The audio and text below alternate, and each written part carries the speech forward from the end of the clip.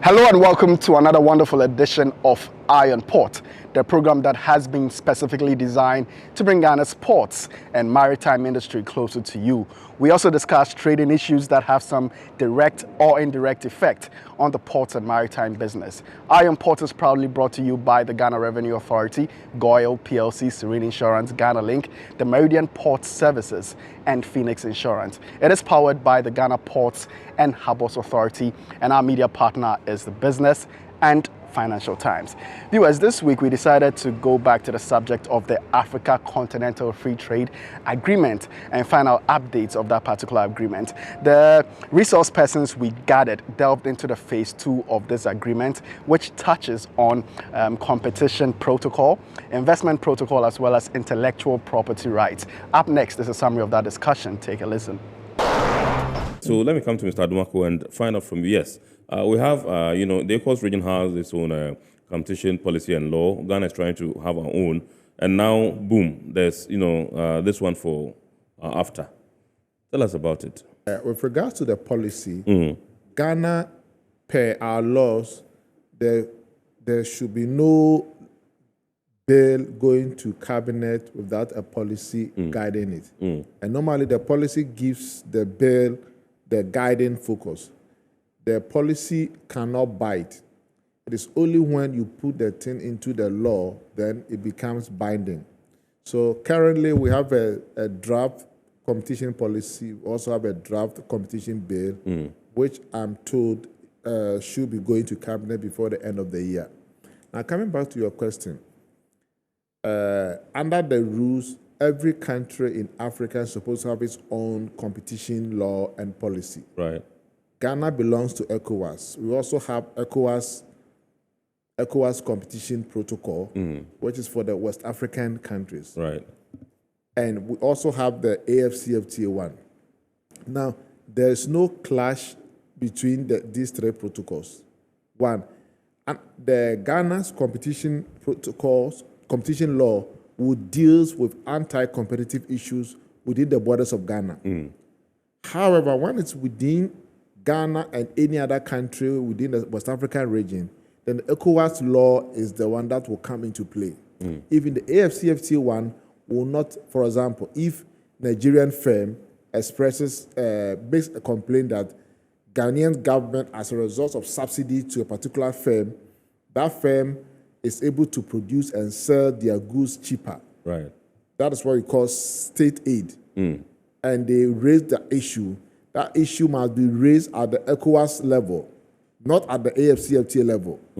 Now, if it is between, let's say, a country in West Africa and a country in any other African country, then the AFCFTA one is going to, is going to be will have the jurisdiction on them on the issue. Because this program is Eye on the Port, I want us to look at how competition concerns in the port. So in the port, we have various players. We have the shipping lines, we have those that provide the docking services and the freight forwarding and what have you. Now, the problem, it becomes a competition concern when, for example, a shipping company sets its own logistics firm at the port and also set up a freight forwarding at the port. This is what is called horizontal. There's a horizontal integration. Now, the problem is that they can decide to give a rebate to people who are using their service. For example, let's say Company X, the shipping line. Company X has a freight forwarding business at the port. So if you decide to use their freight forwarders, they will charge you lower. Right. Because at the end of the day, they can still make margin from the shipping charges. Right. And so the port has a lot of issue of anti-competitive issues there. Right. And we're hopeful that when the competition law is passed, there could be a market study of the Ghanaian port. This has been done all over the world. Because the competition law is to bring about efficiency. Yeah. When there's efficiency, people get prices are lower, and there is quality and improvement of goods and services. Right. Because when there is abuse of monopoly, one of the things that happens is that it leads to complacency of these companies. Right. And that complacency takes us to low quality of product or services. Because after all, they are they are taking the share. And so one important thing, and it's very, very important, it's happening here. When there is abuse of monopoly, it really stifles the growth of the what do you call it, the upcoming smaller companies. And for some time, I've tried to understand why in Africa we seem not to be able to bite when it comes to our competition laws. And you realize that if you look at the governance structure around establishing companies and businesses, you realize that if really is the private sector really involved, it shouldn't be difficult. But when you have other players other than the private sector who have a certain kind of strong shares in these companies, when they are behind the scenes and their companies reaches to the level where they become monopolies and they merge. Let's take example the oil industries in Russia, the oligarchs. You realize that the oligarchs are not just existing by the mere fact, there are some players behind the oligarchs. And so if you have the referee becoming a player and his company is up there, what happens to those who are coming up? Tell us about the investment protocols. The protocol on investment seeks to regulate investment in Africa. Now, when you take, for example, you go to Europe, this country, Ireland, decides that they want to attract foreign direct investors. So you realize that Google, all the big tech giants, went and set up their headquarters in the European, even the African head office in Ireland. Right. The reason being that the Irish government was giving them, I think, 5% corporate tax. And for that reason, all companies were going there to set up there. Now, under the EU law, for example, no country can do that. Because whenever you do that, you are giving, because others are charging 25% corporate tax, and you are giving a company 5%.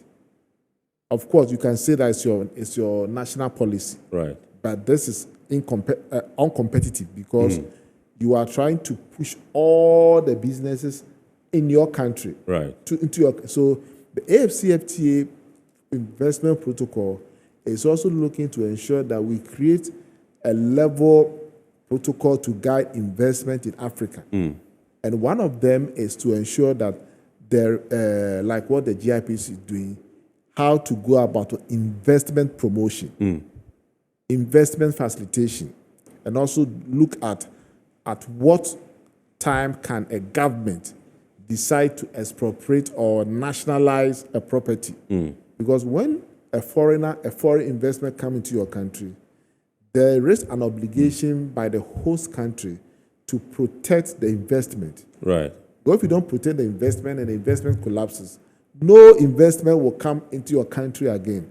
The intellectual property rights protocol, just briefly, so 1 minute, if you can touch on it. So, intellectual property protocol seeks to protect inventions and work that native Africans have done.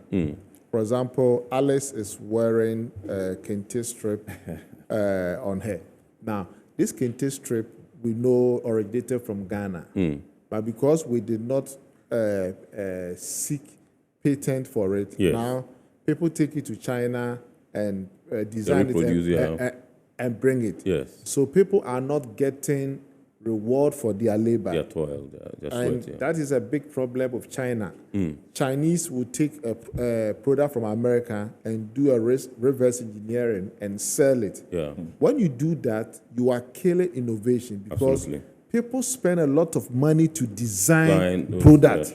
So if people are getting it for free, they will not have any incentive to innovate again. Absolutely. All right, viewers, on the same panel, we interacted with a local producer of cosmetic products who has traded under the AFTA arrangement. She shared her experience as well as what she thinks should be improved upon. Take a listen. I happened to participate in a program they organized in Kenya, that's Ghana Expo in Kenya. The trade house, yeah. Okay, yes. Where they launched the new Ghana Trade House in Kenya. Yes. So we're happy to participate today. And what this means to our brand is that we are able to access a bigger market. Because in less than 24 hours of we getting to Kenya, we're able to sell over half of our products. Wow. So that still brings us to the fact that there's an available market waiting. It's left for goods to be supplied. Within 24 hours, we're almost halfway through. And interestingly, the National Coordinating Council handled everything regarding transporting the product to Kenya, regarding the location for us to sell our product. Everything was handled by them. So which means that I think the AFTA policy is really getting to the heads of Africa. Right. And we are embracing it in good faith. Because I was able to meet key industry players. I was able to meet interesting Africans who believe in Africa, who wouldn't mind to invest in buying made in Africa products. And this means that gradually we're moving from the consumption mindset to the production mindset. We are embracing our own. Absolutely. If you can briefly, 1 minute or 30 seconds, tell us about some of the things that you think that the AFTA coordinating office can do to improve your sales and your operations. Okay, as an entrepreneur, I would lay emphasis on logistics and transport. Right. Okay. I haven't experienced that myself because they often handle that for me. Right. But I'm looking forward to a day when I'll be able to export on my own. What happens? Right. Just like Mr. Louis stated earlier regarding some controversies we had in Nigeria last year. Right. Yes, it's a new policy, but we're looking forward to the fact that it will be smooth and safer. We're looking forward to minimize the bureaucracy at least by 80%. Right. It should just come down so we will be able to trade more. And after Secretariat, they are doing very well. The After Policy Network are doing extremely well. NCO, they are doing extremely well. But sincerely speaking, to make this after thing a reality, we can't forgo the involvement of the youth. So that is what we have so far on the phase 2 of the AFTA agreement, and we hope to update you in future. Now let us take a few comments on the subject we have just discussed after we go on break, and then we'll be back with more news. Stay tuned. I'm happy about today's discussion, Iron Port. Can your experts give us an idea of how companies in Ghana can benefit from the Guided Trade Initiative? My name is Mabel in Accra. The Guided Trade Initiative, our firm is open. We have established what we call the ABEC, Africa Business Export Club. And our focus is to help exporters who might not be in the radar of governments, that they can join us and we'll give them the opportunity. They can also contact the National Coordinating Office. Hello, Iron Port. My name is Ajekum Intakrade. I'm hopeful that when AFTA plays out fully, AFTA protocols will be able to override nationalist policies. Because you just cited a case of Ireland in the EU. I can only imagine for Africa.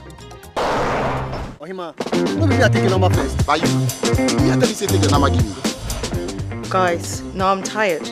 I'll go on a date with whoever gets here first. Princess, really? Okay, I dey come. Shut up! Mame,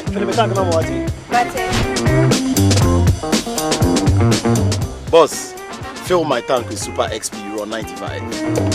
Well up with Super XP Raw 95 and Diesel XP high performance products from Goyle.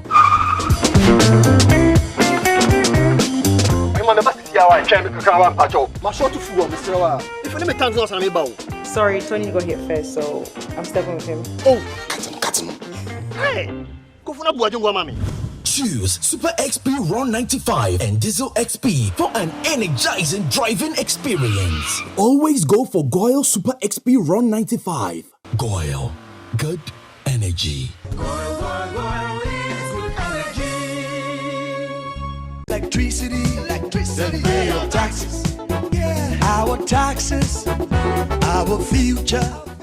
Because you see, without our taxes, we wouldn't have good roads, good schools, better hospitals, street lights, and other very important social amenities. When we pay our taxes, we give our children free and quality education. Tell Oga, my money too small. Why should I pay my tax? Look, small. Salifo, it doesn't matter how small or big your business or income is. You still have to pay your taxes. The little taxes from each and every one of us, when put together, could give your community clean water or that deprived school with tables and chairs. Please pay your taxes. It is your responsibility. It is your civic duty. It is the law. Impressive factory. If only I had listened to you, I wouldn't have been in this mess. That devastating fire virtually wiped out the whole factory and my warehouse. Remember my misfortunes last year? Serene Insurance Asset All Risk Fire policy that I took were there to pay for my damaged stocks in the warehouse. And my machines that were affected by the floods have been replaced. My accident vehicle is back on the road thanks to Serene Insurance motor policy. Currently, my goods are on the high seas, covered with their marine cargo insurance policy. I was just telling Ajima about Serene Insurance. Oh, Ajima, tell him more. As a road contractor, I make sure I do my contractors all risk insurance for the projects and then workers' compensation for all the workers on site. With Serene Insurance, they will make sure they will cover your unknown tomorrow today. Serene Insurance, a new face of insurance. Call us now.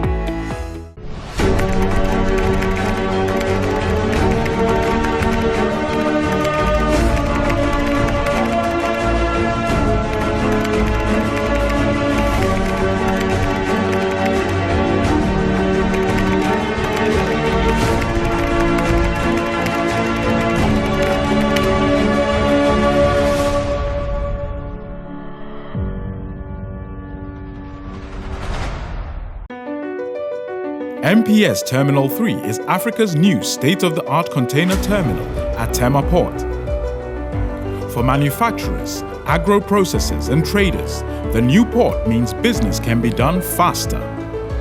This infrastructure boost will improve Ghana's port handling capacity, connect more trading routes, and oil the engine of growth for the economy, creating greater opportunities across all sectors as Africa's markets merge and become the largest trading bloc globally.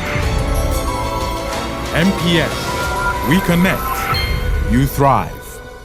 Business and life can be like the sea sometimes. Sometimes serene, sometimes calm, sometimes turbulent, and at times it brings the unexpected. However it is like, trust Phoenix Insurance for your home, car, business, and marine insurance needs. Call 0302 246 319 or 0243 690 492. At Phoenix, you experience a delightful service delivered with wisdom. All right, viewers, now let us move on to our local news segment, which includes the fact that the Regional Maritime University turns 65 this year. This year marks the 65th anniversary of the establishment of the then Ghana Nautical College, now the Regional Maritime University, and 40 years since its regionalization. The anniversary is being marked with a series of activities which is expected to continue throughout the year. Preceding these activities last Friday was the 29th meeting of the Board of Governors, where the various members reaffirmed their commitment to the goal of promoting regional cooperation in the maritime industry through world-class training and higher learning. It is my hope, distinguished ladies and gentlemen, that this remarkable integration in RMU will continue to be a hallmark of exemplary and distinct determiner for our unity of purpose within the West Africa sub-region and the entire African continent. We, as respective member states, are full of hope and confidence that our aspirations to fulfill the dreams of our predecessors will be achieved by training and equipping our citizens to not only participate but control the maritime sector in our respective nations in the world at large. We hereby formally table a request for the review of the 40-year-old headquarters agreement. I have no doubt that we will have an unbiased conversation about the future of the RMU with a shared agenda focused on the social, political, and economic integration for various countries. It is a non-contestable fact that we can save our foreign exchange if we grow this school to provide some certification and competency courses that we can receive from outside the sub-region just as we will be able to generate foreign exchange earnings if we can also become maritime trading hubs. It is possible and achievable if we try. The board of RMU is made up of the Vice Chancellor of the University, the Secretary General of the Maritime Organization of West and Central Africa, and representatives of the 5 founding nations, namely Ghana, Cameroon, the Gambia, Sierra Leone, and Liberia. It's our common day at the university, and we are demonstrating a bit of... The Regional Maritime University has also held its 17th Congregation ceremony where 445 students were admitted to degrees and awarded diplomas and prizes. In addition to friends and families of the graduates, students and staff of the school, this year's colorful ceremony was attended by many dignitaries including Ministers of State of founding nations of the university and the Vice President of Liberia, Joel Taylor. Awards were also conferred on outstanding students, long-serving committee of expert members, alumni, and exceptional workers of the institution. Addressing the congregation, Acting Vice Chancellor of the University, Dr. Jethro Brooks Jr., gave an update of developments in the school, which includes a Ghana-Korea RMU modernization project. Waxon Administration and Library Complex and a 2,002-seated capacity auditorium complex have stalled due to lack of funds. It is our hope that the government of Ghana, of the Republic of Ghana, which is sponsoring the project, will endeavor to release funds in a timely manner to ensure the early completion of the project. Special guest of honor and Minister of Higher Education, Science and Technology for Republic of the Gambia, Professor Pierre Gomez, acknowledged the RMU's leadership position for the integration of African resources towards sustainable growth. Regionalization and all its inherent benefits, such as the harmonization of resources, skills, and ideas, remain a plausible panacea for Africa's growth and development. The Executive Secretary of the Importers and Exporters Association of Ghana, Samson Asaki Awingobet, and also a graduate of the MA Ports and Shipping Administration class, delivered a valedictory speech. I wish to assure management of the university that by our training here, we have become ambassadors and will be advocates for the necessary and requisite support and assistance to enable it maintain and enhance the training of maritime professionals in Africa and the world.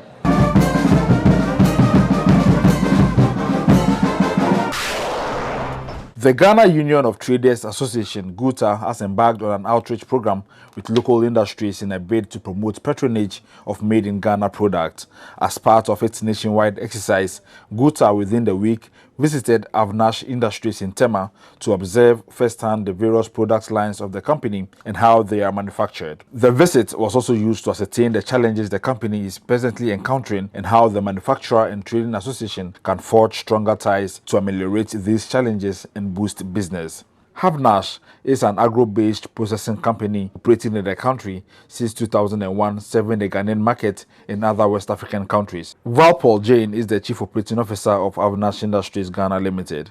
So now we are uncompetitive because Malaysian oil is cheaper than ours.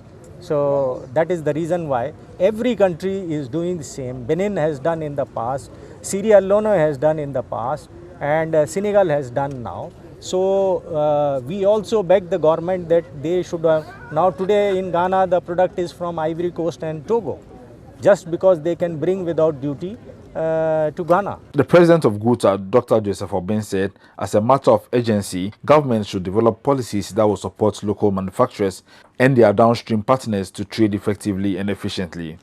What we have seen here means that they are producing under capacity. Why is it so? Because the enabling environment is simply not there for them. And it is not the making of the trader. A company that used to employ about over 1,000 employees are now employing only about 200. Now let us turn our lenses to the global stage and pick a few international shipping and maritime related news. Dutch authorities are leading the response after a car carrier caught fire off the northern coast of the Netherlands around midnight on July 25th. As the fire continued to spread, the decision was made to evacuate the ship. One crew member was killed and several others injured and have been taken to the hospitals in the Netherlands. The vessel is the Fremantle Highway, operating under charter to Japan's K Line. The vessel loaded 2,857 vehicles in Bremerhaven, Germany. It was bound for the Suez Canal, with K Line reporting the ship was sailing to Singapore. The Dutch Coast Guard is saying it is too early to tell what caused the fire. Now, viewers, for our Word of the Day segment, where we introduce words, phrases, jargons, and terminologies that we often use in this industry so you can get familiar with them, today's phrase is terminal charge.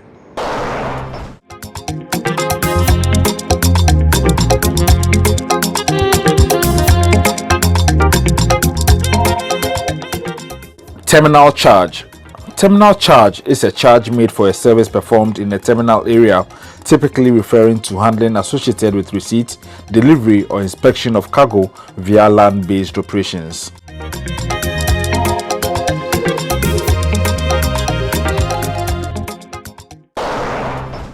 It's now time to take a look at the schedule of vessels that have berthed in the ports of Tema and Takoradi and at the anchorages of both ports, as well as those expected in the coming weeks, plus the Bank of Ghana exchange rates, which you may need to know to clear your cargo with.